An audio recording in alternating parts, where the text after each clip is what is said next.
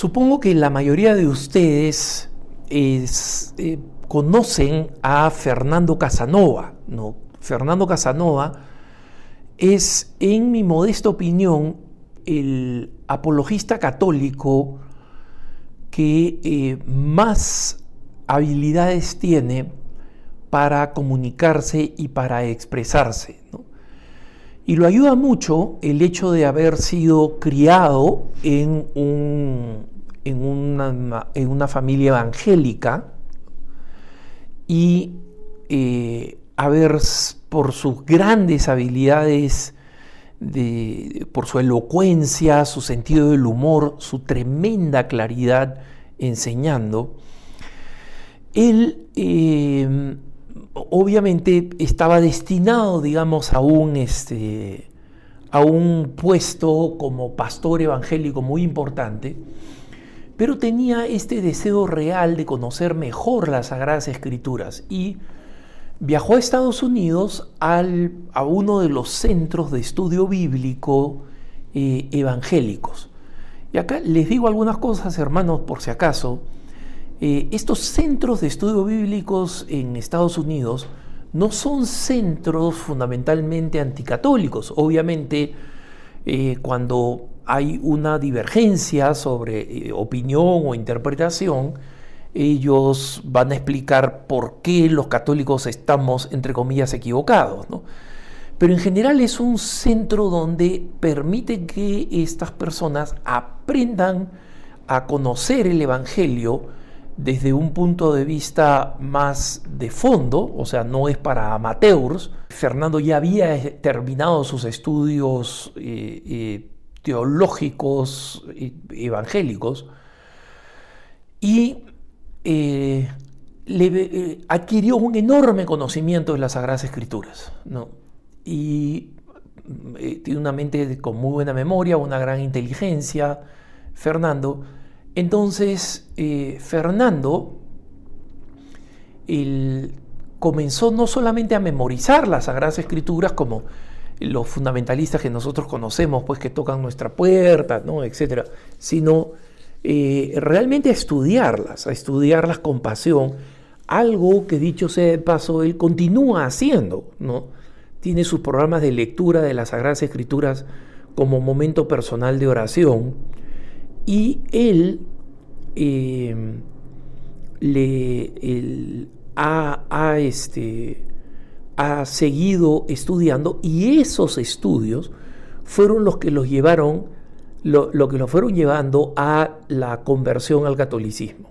O sea, fueron esos estudios los que lo convencieron de que la verdad residía en la Iglesia Católica, ¿no? Y esto es algo que dialogó muchísimo con su esposa. Fernando y su esposa tienen un matrimonio muy bonito, de muchísima comunicación, de muchísima reflexión. Fernando interactúa y conversa muchísimo con su familia. Y por este motivo, poco a poco, Fernando fue siendo cada vez más conocido.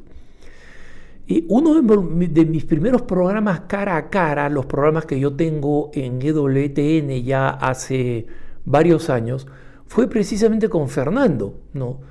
Y con él hice 2 programas, haría algún otro programa después. Y en ese tiempo en que estuvimos grabando programas, Fernando también se quedaba en Alabama, en los estudios de EWTN, para hacer más de una serie. Él tiene series muy buenas y tiene cortitos también, tiene cortos donde explica la verdad católica, ¿no?, que se utilizan en EWTN en español. Entonces, quienes están familiarizados con EWTN en español conocen muy bien a Fernando, ¿no? Y yo a Fernando, digamos, lo tuve en el programa, fue uno de los programas más entretenidos que he tenido, no porque mi programa es para diversión, mi programa es para enseñar, ¿no? Pero Fernando no solamente tenía muy buenas respuestas, sino tenía respuestas muy ingeniosas, ¿no?, inspiradas en las Sagradas Escrituras, ¿no? Entonces, estas conversaciones fueron muy buenas y yo vi a Fernando en distintas ocasiones, en distintos encuentros donde el uno no sabía que habían invitado al otro, ¿no? Y el Fernando era siempre tremendamente elocuente, ¿no? Y el mejor de todos, de los que estaban hablando, el mejor de todos, ¿no?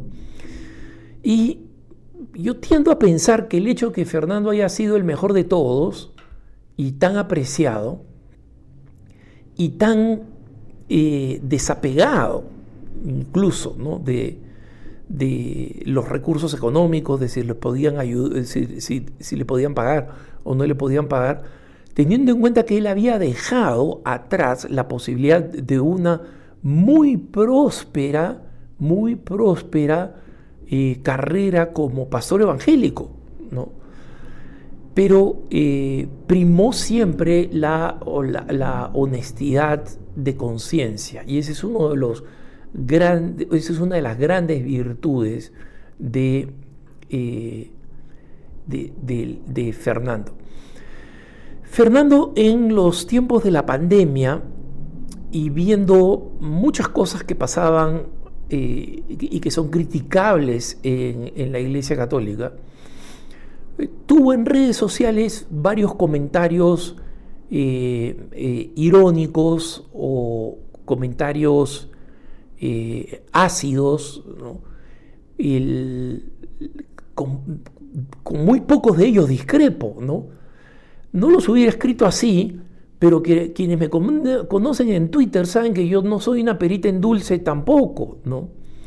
Y en algunos comentarios él se refirió a críticas a decisiones, o en la mayoría de los casos, más que críticas a decisiones, a lo que él consideraba que eran faltas de decisión del Papa Francisco, ¿no? Cuando estábamos en medio de la catástrofe del camino sinodal alemán, cuando el cardenal Hollerich de Liechtenstein anuncia que la doctrina católica sexual está equivocada, ¿no? O sea, ni siquiera dice, bueno, yo creo que podríamos revisarlo. No. Él declara que el catecismo de la Santa Madre Iglesia está equivocado, que es una vergüenza, además, lo insulta, ¿no? Y este señor Hollerich va a ser el relator, el secretario general del próximo sínodo de los obispos el 2023. Entonces, yo me enojo con eso, y me frustro, porque es mi iglesia y la amo. Y Fernando también ama a la iglesia. Entonces,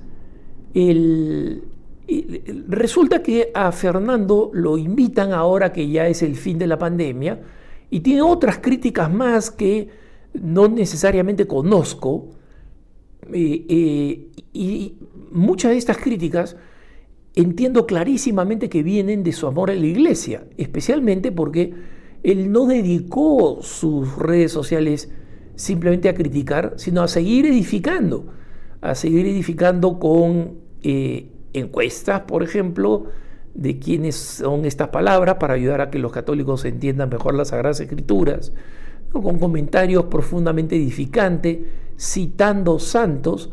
Es decir, nadie puede acusar a Fernando de que su cuenta se convirtió en una cuenta, pues, de ataque al Papa, ¿no? Entonces, sí incluyó críticas al Papa. Yo no lo he hecho, y no lo he hecho no porque crea que es imposible comentar cosas que un católico honestamente cree que no son correctas. Lo hago porque existe el potencial de escandalizar, ¿no? Y entonces me abstengo de eso. Pero respeto a las personas que creen que pueden hacerlo, especialmente utilizando un lenguaje correcto, ¿no? Entonces, pasa el tiempo y varios de estos que se autodenominan apologistas, ¿no? Comienzan a criticar a Fernando, que cómo puede decir eso, etc. Miren, yo entiendo que las personas discrepen de lo que dice Fernando.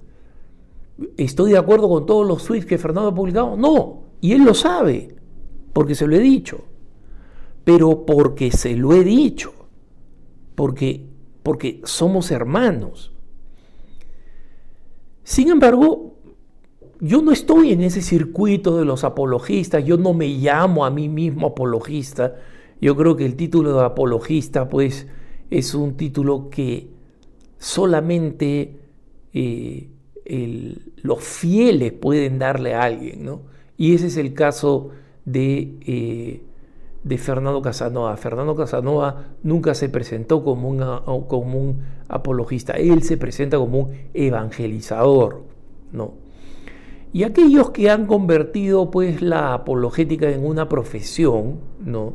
Incluso medio simoníaca, no me extrañaría, no estoy acusando a nadie, pero digo, no me extrañaría si estas personas actuaran por envidia, ¿no?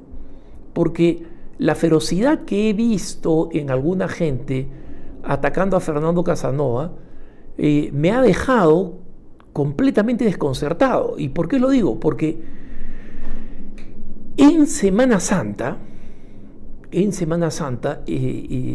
específicamente al inicio de la Semana Santa, Fernando publicó un video en Facebook en el que pedía perdón por todos aquellos a los que había podido escandalizar, con una generosidad y una sinceridad de corazón, con una humildad y una apertura que no he visto en nadie, en ninguno de los que se llaman apologistas, jamás, ¿no? Y ellos dirán, bueno, es que nosotros no hemos insultado. No, pero la cerrazón a reconocer, por ejemplo, que están equivocados en alguna cosa es surrealista, ¿no? Entonces, Fernando dio un ejemplo sin precedentes para mí. O sea, yo nunca he visto a alguien que por el solo riesgo de la posibilidad de escandalizar, pues yo no me escandalizo. La gran mayoría de personas que yo conozco que siguen a Fernando Casanova no se escandalizan. Algunos preferirían que no publicara tal o cual tweet, otros hasta se entretienen por las cosas que dice, ¿no? Nunca he visto a alguien que haya tomado una medida tan radical que exprese un deseo genuino de conversión personal, y que esto implique que por lo menos desaparece un año de la predicación, desaparece un año de las redes sociales. No va a responder a personas que le pidan más razones o personas que quieran provocarlo, ya sea para que hable mal de alguien, ya sea para pincharle y decirle, oye, pero esto, el Papa está mal. Y esta es una decisión que está tomando, además, para básicamente desaparecer de las redes sociales, y que el próximo año, en Semana Santa, va a volver a evaluar con su párroco, con su director espiritual y con su familia. Yo me pregunto cuántos de los grandes apologistas ahí que han estado esperando, relamiéndose, lo que consideran que es la caída de Fernando Casanova, estarán pues celebrando. Celebren mientras les dure, porque este gesto de Fernando Casanova lo agiganta, no lo reduce. Lo sacará del mercado, entre comillas, pues, ¿no? Entonces, algunos sentirán que tendrán un poquito más de trabajo y un poquito más de invitaciones y de estipendios y de beneficios, ¿no? Pero este asunto sucede justo después de que el obispo de Knoxville, en el estado de Tennessee, en los Estados Unidos, un obispo relativamente nuevo, un obispo que respeto, ¿no? Buena parte de estos autollamados apologistas fueron donde el obispo a decirle Fernando Casanova que iba a participar gratuitamente en un evento de hombres, y aparentemente algún otro, no sé, predicador, apologista que aparentemente también ha dicho algo crítico contra contra el Papa o contra algún obispo, ¿no? O sea, de verdad que no conozco a las otras personas, no tengo el gusto, y digamos, ni tengo las ganas ni la necesidad de entrar pues a ese club de conferencistas conferencistas profesionales, ¿no? Entonces el obispo dice que se ha enterado, y dice así, ¿no? Me he enterado, o sea, básicamente las cartitas de los llorones, que Fernando Casanova ha dicho tal y cual cosa, y la descripción que hace el obispo de Knoxville no es una descripción correcta de lo que ha hecho Fernando, es una descripción exagerada. Pero claro, él no conoce a Fernando Casanova, entonces él ha recibido las acusaciones de estos varios, ¿no? Entonces el obispo de Knoxville ha sido, bueno, él no puede venir aquí a predicar como católico en good standing, ¿no? O sea, ese es el término norteamericano, o sea, que en buenos términos con la Iglesia Católica. Y eso no significa tampoco que el evento pueda ser considerado católico. Entonces, las condiciones que pone el obispo de Knoxville en Tennessee, ¿no?, es si Fernando Casanova quiere venir a predicar acá, ¿no?, Fernando Casanova tiene que venir delante mío a hacer una profesión de respeto a los obispos y una profesión de respeto y de fidelidad al Papa. Entonces, el evento ha sido cancelado. Fernando Casanova, que no estaba cobrando nada por ir, ¿no?, y estaba contento de poder ir a una actividad con hispanos después de toda la pandemia, simplemente no va a ir, ¿no?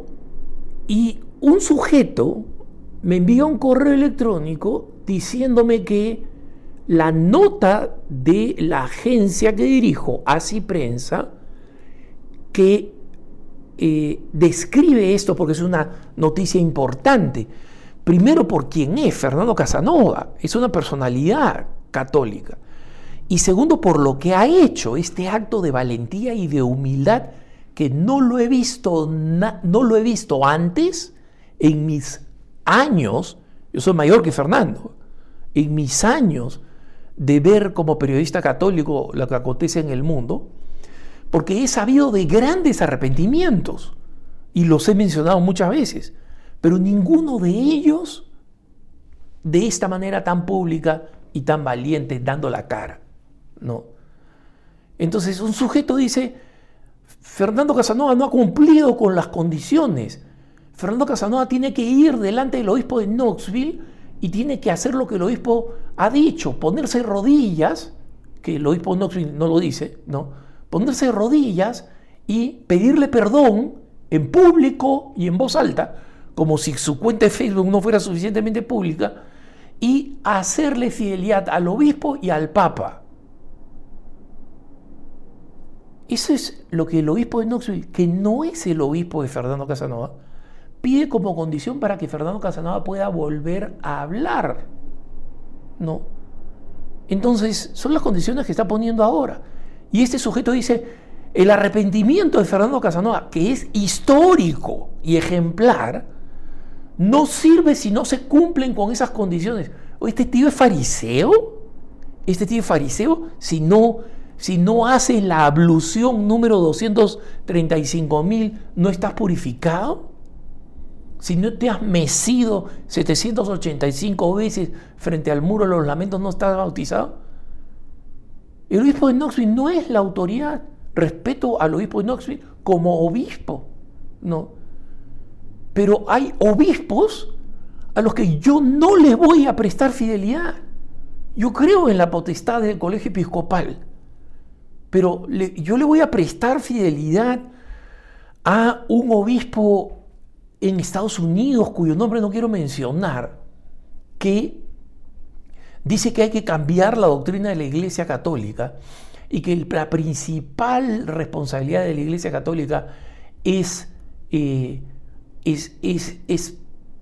quitarles el peso moral a la comunidad LGBT y trabajar contra el racismo sistémico. ¿Ese es el Evangelio? ¿Yo voy a ir a prestarle fidelidad a él? Fernando nunca ha dicho que él no reconoce al Papa. Por el contrario, hay múltiples expresiones de Fernando de fidelidad al Papa, diciendo el Papa es el Papa, él es nuestro pontífice. Entonces, lo que ha hecho Fernando es ejemplar. Mírenlo en Facebook, mírenlo en la noticia que está en Así Prensa, y dense cuenta que cualquiera que pida más que eso como acto de arrepentimiento y de conversión, simplemente no merece la más mínima atención o respeto. Que tengas un buen día.